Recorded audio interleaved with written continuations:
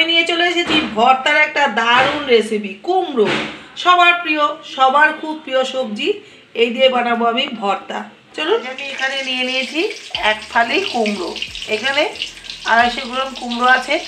এটার আমি ভেতরে এইটা ফেলে দেবো, বোকাটা, আর খোসাটাও ফেলে দিয়ে পাতলা পাতলা করে কেটে নেব। কুমড়োটা আমি এইভাবে পাতলা পাতলা করে কেটে নিয়েছি। কেটে ভালো করে ধুয়ে জলটা ঝরিয়ে নিয়েছি। এবার চলে যাব আমি গ্যাসের কাছে। এখানে নিয়ে নিয়েছি আমি 2টো শুকনো লঙ্কা, 2টো কাঁচা লঙ্কা, 2টো পেঁয়াজ মিডিয়াম সাইজে কুচিয়ে নিয়েছি, আর 8 থেকে 10টা রসুন নিয়ে নিয়েছি। প্রথমে আমি শুকনো লঙ্কা 2টো ভেজে নেব। শুকনো লঙ্কা 2টো তুলে নেব। এরপর রসুনটা ভালো করে ভেজে নেব। রসুনটা লাল করে ভেজে নিয়েছি। এবার পেঁয়াজগুলো খুব ভালো করে লাল করে ভেজে নেব।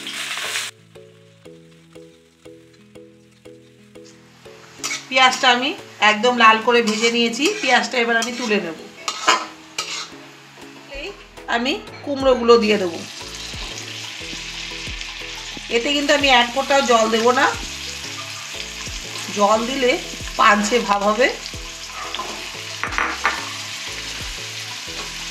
এবার আমি একটা ঢাকনা দিয়ে ঢেকে দেব। এটাকে মিডিয়াম আঁচে রেখে আমি কুমড়োটাকে সেদ্ধ করে নেব। ঢাকনাটা এবার খুলবো। মাঝে আমি একবার উল্টে দিয়েছিলাম কুমড়োগুলো।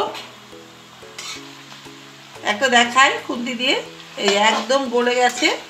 এবার আমি তেল থেকে ছেবে এগুলো তুলে নেব। এবার আমি দিয়ে দেবো এতে স্বাদ মতো নুন। কুমড়োটা ভাজার সময় কিন্তু আমি নুন দিইনি। এবার আমি একটু গরম আছে খুন্তি দিয়ে এভাবে মেস্ট করে নেব।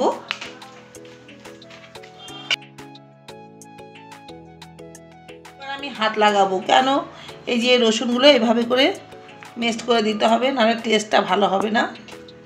এই লঙ্কাটা আমি ফাটিয়ে এভাবে করে মিশিয়ে দেবো।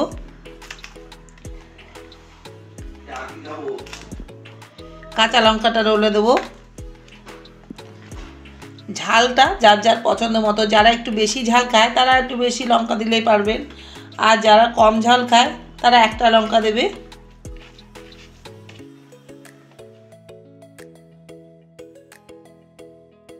ভর্তাটা আমার একদম ফাইনালি খুব ভালো করে মাখা হয়ে গেছে। যেহেতু কুমড়োতে আমি জল দিইনি, কি সুন্দর দেখুন আঠা আঠা হয়েছে। জল দিলে একটা জলছে ভাব হয়, কারণ কুমড়োতে একটু জল জল থাকেই। মাছ মাংস খেতে ভালো লাগছে না, গরম গরম ভাতের সঙ্গে এই কুমড়োর ভর্তা এক থালা ভাত এমনি খেয়ে নেবে।